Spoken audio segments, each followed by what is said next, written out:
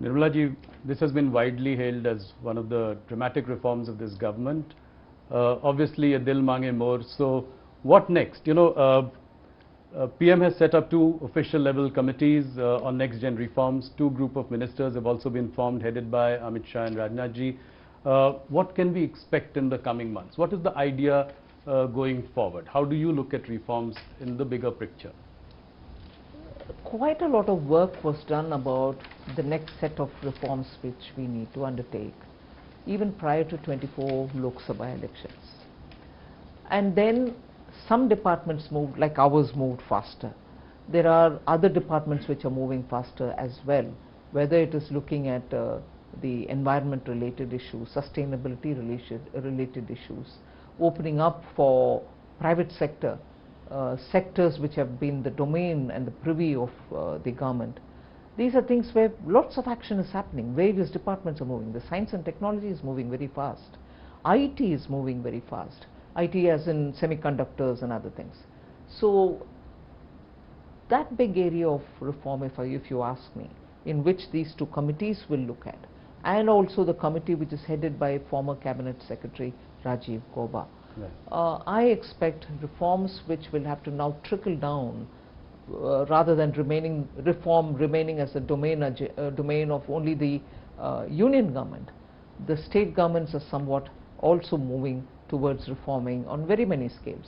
But the third layer of India's democracy, the urban local bodies and the panchayats, is where the next forceful action has to move.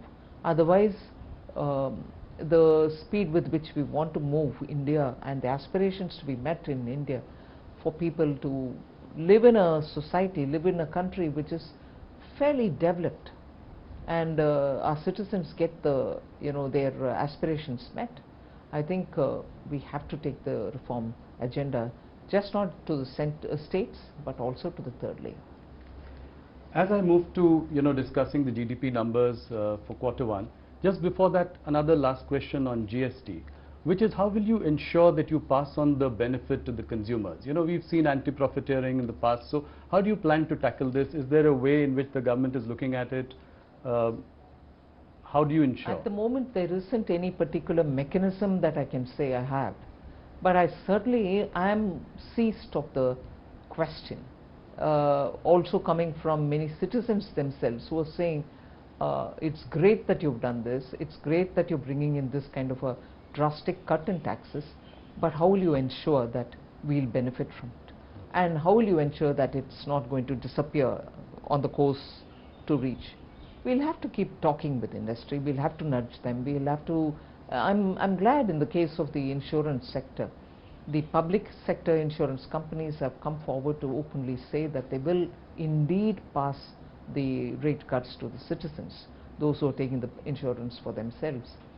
So I'm sure the private sector would also do it in insurance, and so with other things. So you're expecting them to announce that they will pass on the benefit? Many of them are doing it. Couple of them have, some of them have announced. So Q1 GDP numbers are heartening, 7.8%. At a time when President Trump said that India is a dead economy. How do you react to something like that? I may not be able to comment on, let's say, foreign head of the state commenting on it.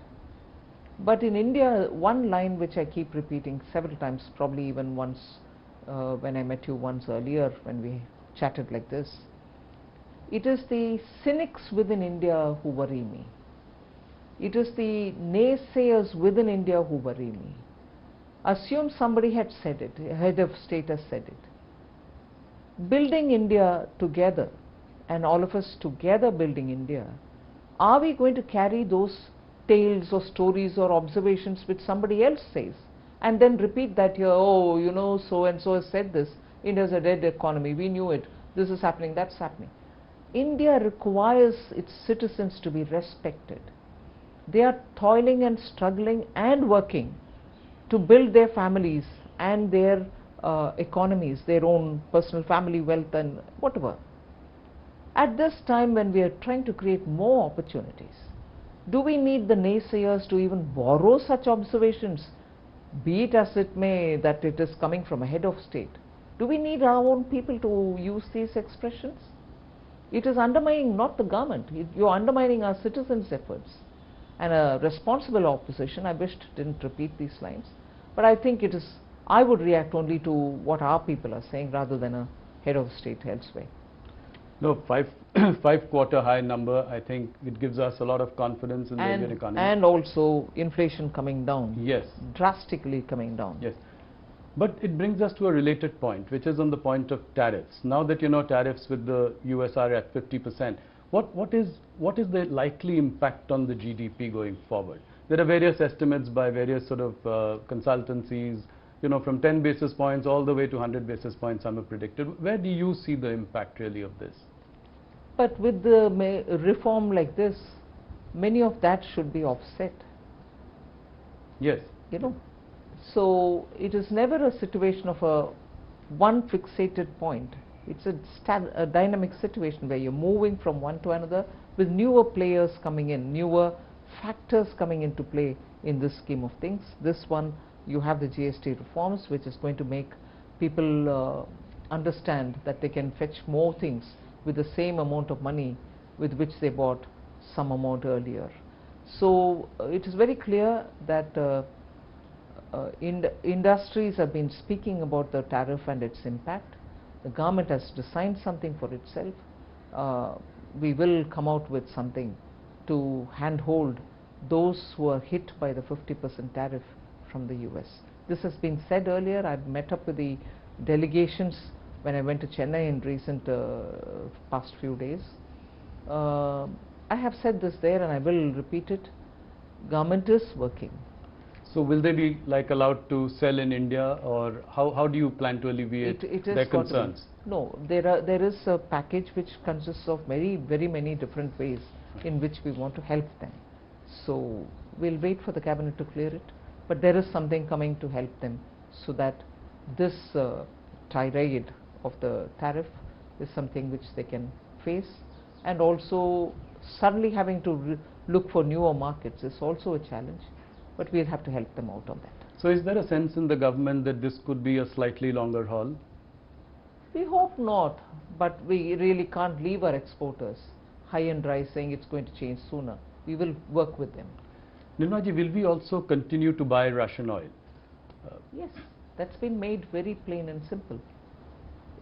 Whether it is Russian oil or anything else, it's our decision to buy from the place which suits our needs, whether in terms of rates, logistics, anything.